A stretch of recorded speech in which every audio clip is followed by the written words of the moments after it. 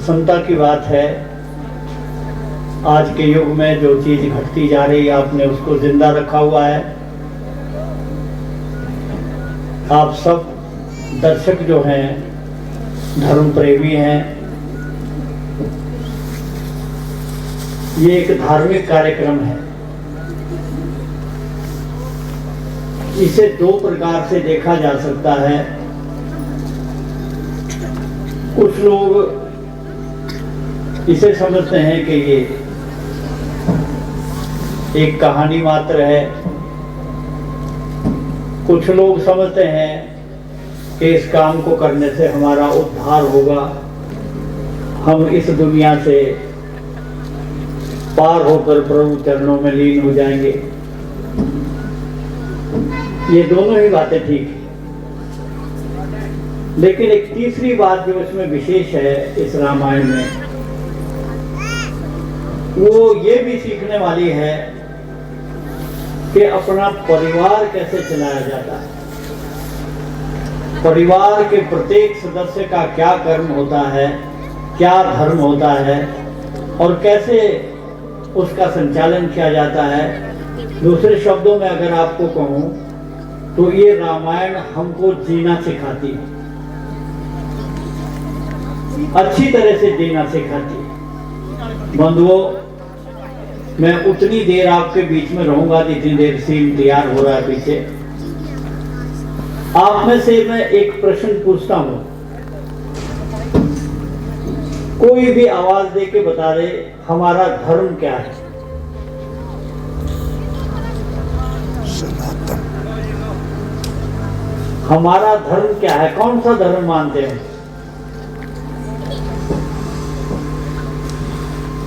कोई नहीं। सनातन। अगर आप कहेंगे कि हम हिंदू धर्म मानते हैं तो ये बिल्कुल गलत है। हम हिंदू तो हैं, लेकिन धर्म हमारा सनातन है। ये जो रामायण है ये सनातन धर्म का आधार है। हम सनातनी लोग हैं, हम सनातन धर्म को मानने वाले हैं। हिंदू तो कोई भी हो सकता है, उसके धर्म अलग भी हो सकते हैं। बहुत से धर्म है लेकिन वो कहलाते हिंदू, लेकिन जब धर्म की बात आती है तो हम सनातन धर्म को मानते हैं। आज आपने पिछले उसमें पढ़ा होगा, आज भी थोड़ा उस पर चर्चा थी कि मद्रास के एक मंत्री ने ये कहा है कि जो ये सनातन धर्म है ये डेंगू बुखार की तरह है। इसका सफाया ऐसे किया जाना चाहिए जैसे डेंगू बुखार को डॉक्टर लोग साफ कर दें। जरा सोचिए,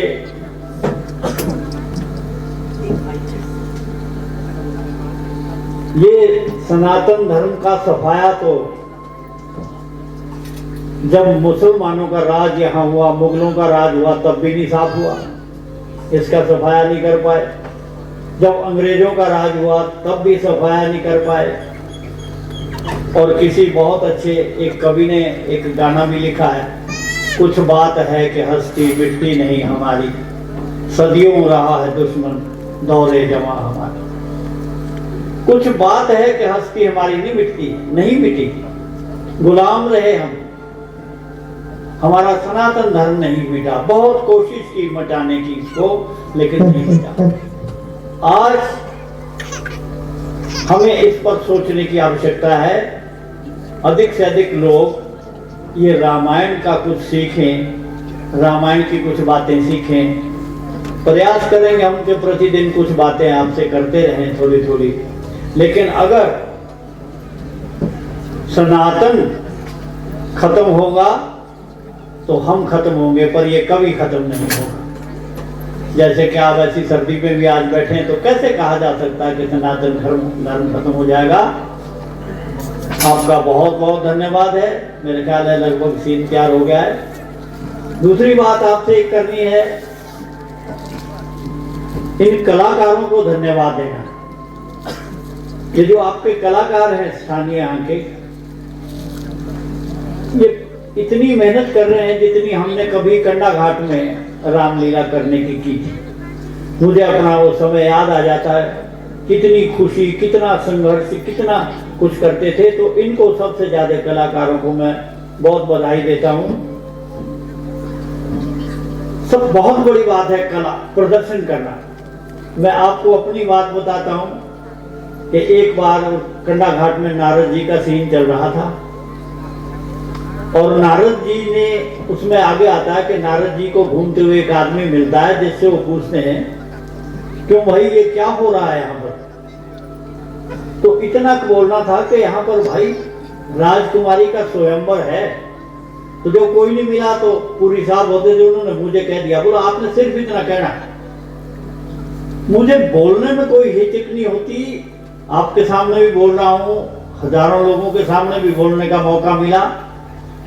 लेकिन जब मैं स्टेज पर आया और वो नारद जी आए, मैं घबरा गया, मेरी जुबानी बंद हो गई।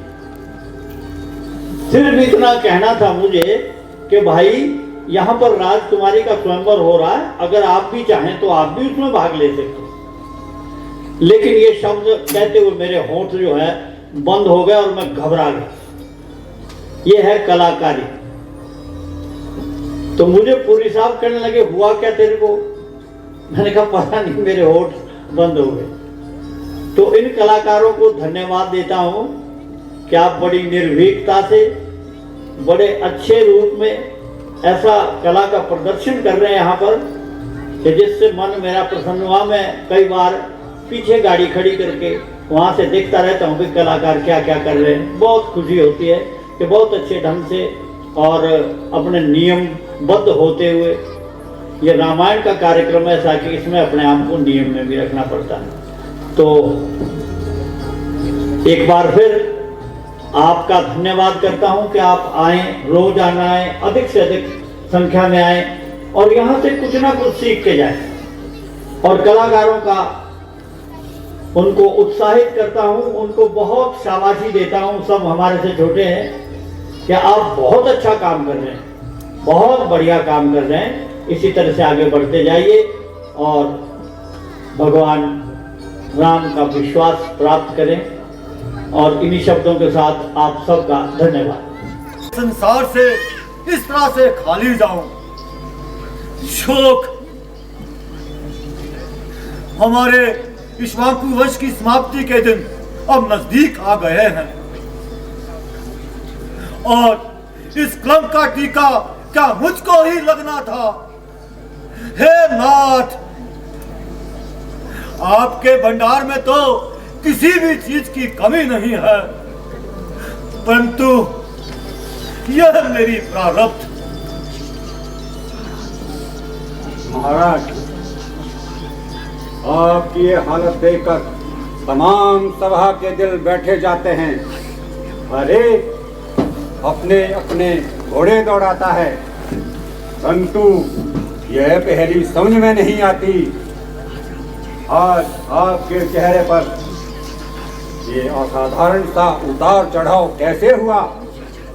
राजन, कृपा करके शीघ्र ही इस पहेली को सुलझाया जाए ताकि सबके दिल को धैर्य हो। मुनिवर,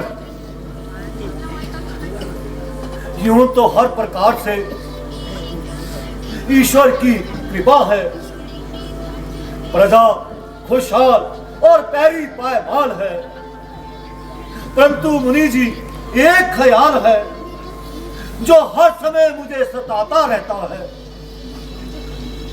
अब आयु का अंतिम भाग व्यतीत होता जा रहा है, परंतु आज तक मैं अपनी असली दौलत से खाली रहा। यदि मुनि जी एक भी पुत्र हो जाता, तुम्हारा यह हृदय शीतल हो जाता। ये तमाम ऐश्वर्य अब मुझको सांप बनकर डसने को आते हैं। आखिर कौन सी आशा पर अपने आप को तसल्ली दूं? मुनि जी, किसी ने सच ही कहा है, चांद चढ़े सूरज बहे दीपक चले हजार, जिस घर में बालक नहीं वो घर निपट अंधियार। शोक, अब तो इस राज्य का गैर ही मालिक है। ईश्वर तेरी लीला। महाराज, सचमुच आपका रंजोगम बजा है। वह घर घर नहीं, एक तरह का शमशान है, जिसमें बच्चा खेलता ना दिखाई दे। खुला जिंदगी का सहारा और आंखों का उजाला है। ये औलाद का गम कोई मामूली गम नहीं। यदि एक भी कंवर हो जाता तो सारे कष्टों का निवारण हो जाता। परंतु राजन, इस तरह से निराश नहीं होना चाहिए। उस दयालु को दया करते देर नहीं लगती। क्या आश्चर्य जो अभी भी आपकी मन की मुराद मिले और दिल की कली खिले। महाराज, आप श्रृंगी ऋषि जी को बुलवाइए और यज्ञ की सामग्री तैयार कराइए। आशा है कि आपके मन की मुराद पूरी होगी और सारे कलेश दूर होंगे।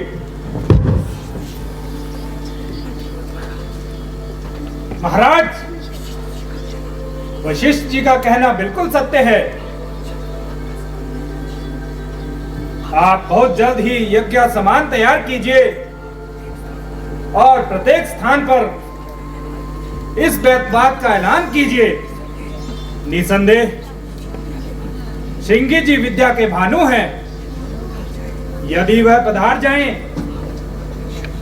तो आपको अवश्य ही अपनी मुराद पूरी पाएंगे। मंत्री जी, उनकी शौहरत का चर्चा तो अक्सर मैंने सुना है और आप लोगों के कहने से मुझे और भी विश्वास हो गया। मंत्री जी, आप शीघ्र जाइए और जिस तरह से भी हो सके श्रृंगी जी को अपने साथ लाइए। आशा है कि श्रृंगी जी पधार कर हमेशा के लिए मुझको मशगूल करवाएंगे और मेरा क्लेश दूर करेंगे। मंत्री जी, अब ज्यादा देर न लगाओ, आज ही रवाना हो जाओ। जो आगे महाराज।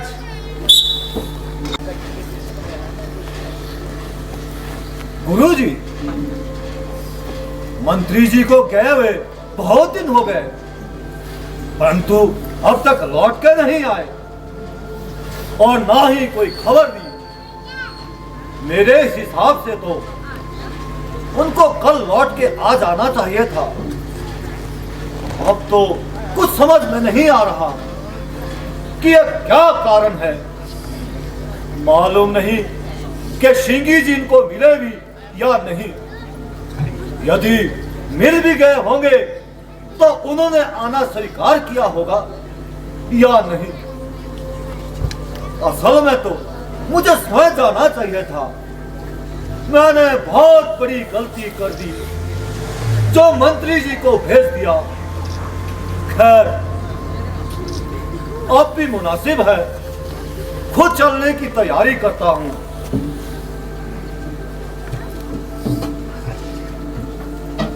महाराज की जय हो। महाराज,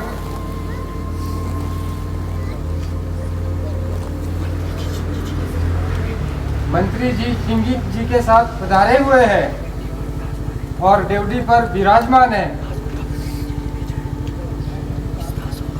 इस दास को खबर देने के लिए भेजा है। क्या कहा? सिंगी जी तशरीफ लाए हैं? जी महाराज। जाओ सिंगी जी को आदर सहित दरबार में ले आओ। जी महाराज।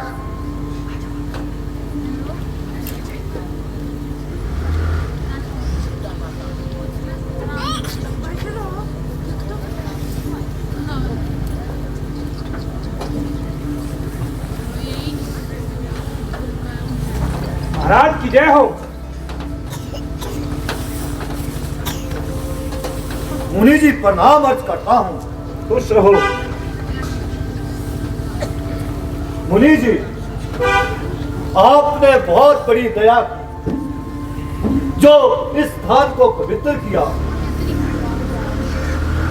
कई दिनों से आपके दर्शनों की अभिलाषा थी।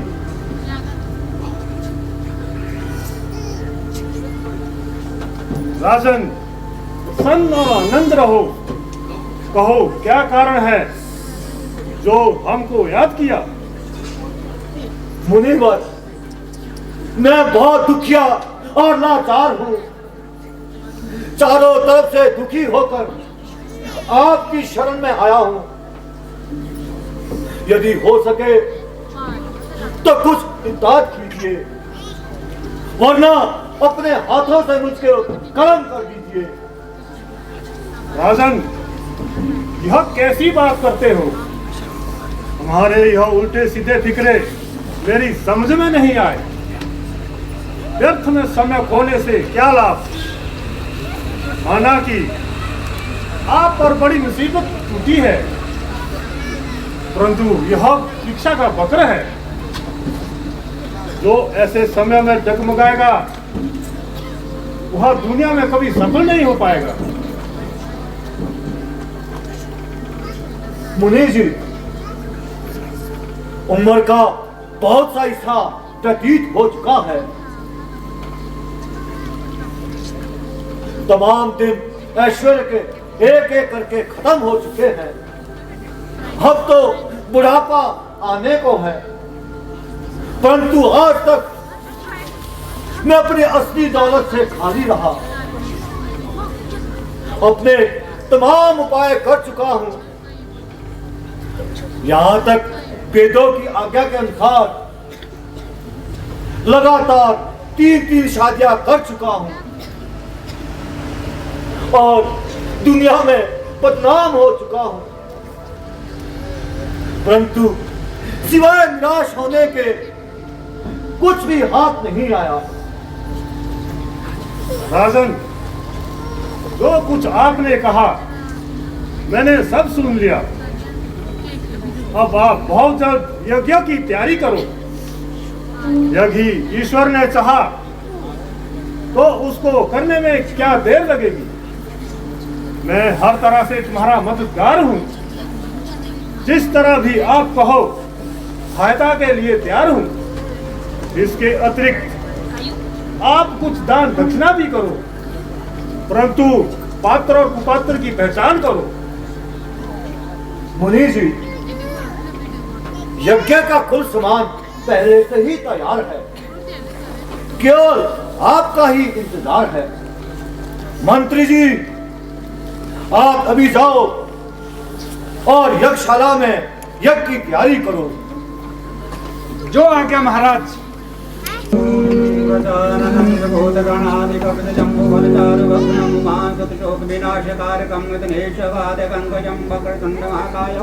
सूर्यकोटि संप्रभा निर्विघ्नं कुरु मे देव सर्वकार्येषु सर्वदा। ओम श्री गणपते नमो स्वाहा। ओम श्री गणपतिजा वैद्यदेवी वन्दनं स्वाहा। ओम गणपते नमो स्वाहा।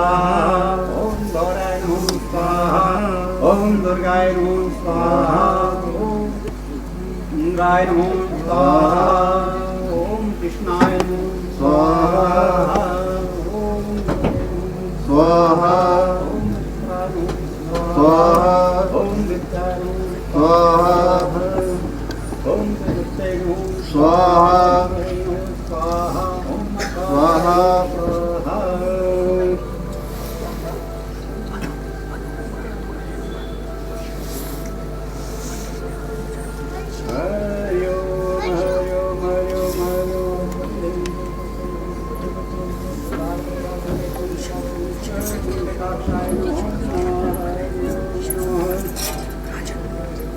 राजन,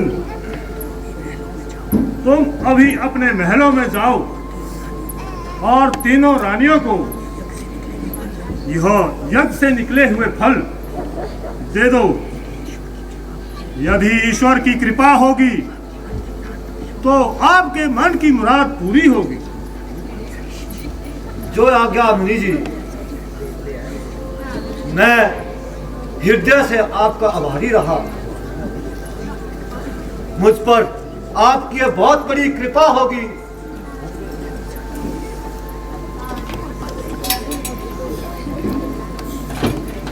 मुनि जी, मैं अभी जाता हूं और ये फल मैं रानियों को खिलाता हूं।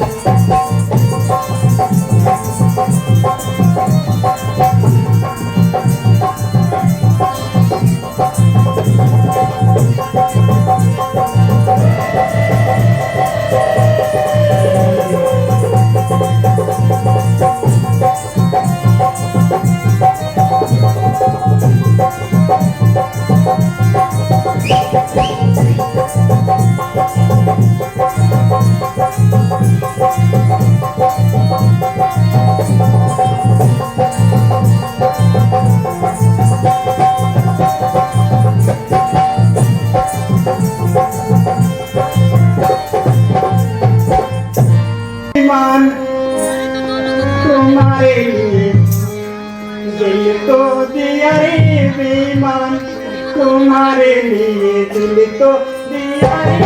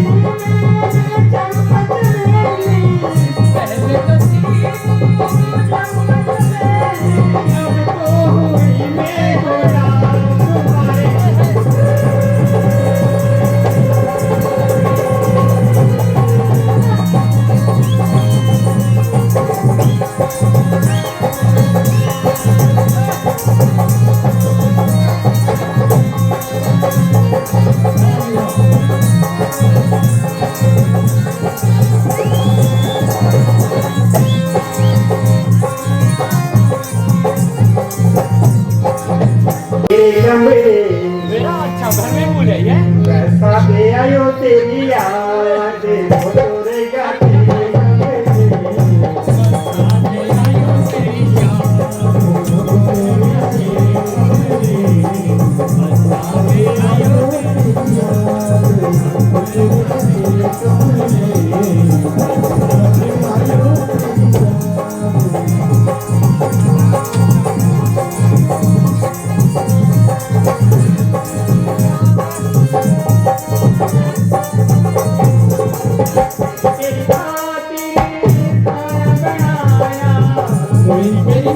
खातिर खाना बनाया, तेरी खातिर खाना बनाया, तेरी खातिर खाना बनाया, खंबे आयो तेरी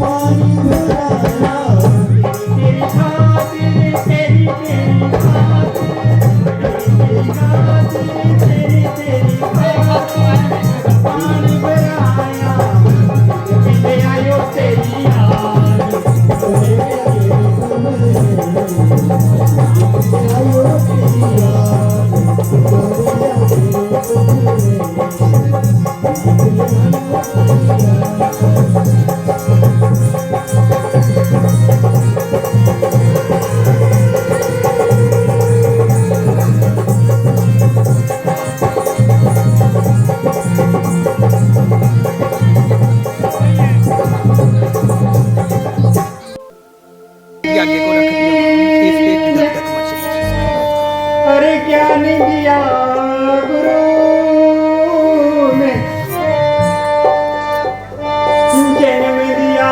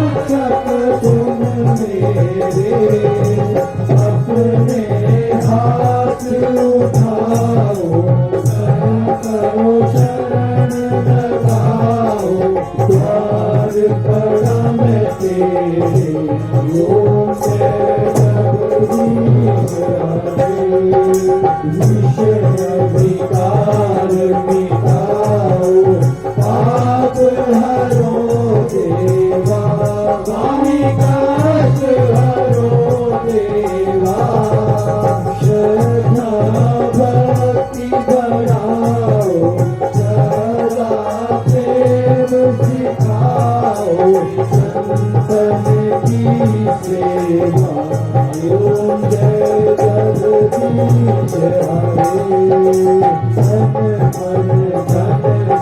कुछ है तेरा स्वामी, सब कुछ है तेरा, तेरा तुझको अर्पण, प्रभु जी को अर्पण, क्या लागे मेरा वो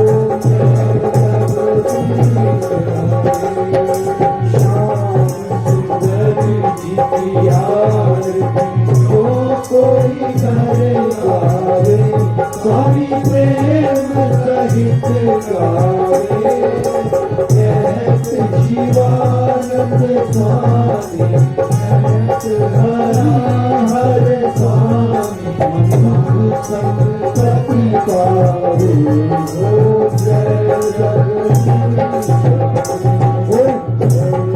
जगदीश हरे, स्वामी जय जगन्नाथ हरे, भगवान जय जय राधे श्याम हरे, भगवान जय जय सीताराम हरे, भक्त जनों के संकट नाथ जनों के संकट क्षण में दूर करे, ओम जय जगदीश हरे। अच्युतं केशवं राम नारायणं कृष्ण दामोदरं वासुदेवं, श्रीधरं माधवं गोपिका वल्लभं, जानकी नायकं श्रीरामचन्द्रं। त्वमेव माता च पिता त्वमेव बन्धुर्भ्राता त्वमेव विद्या त्वमेव सर्वं मम देव देव, त्वमेव सर्वं मम देव देव, कर्पूरगौरं करुणावतारं संसारसारं भुजगेन्द्रहारं, सदा वसन्तं हृदयारविन्दे, भवं भवानी सहितं नमामि, भवं भवानी सहितं नमामि।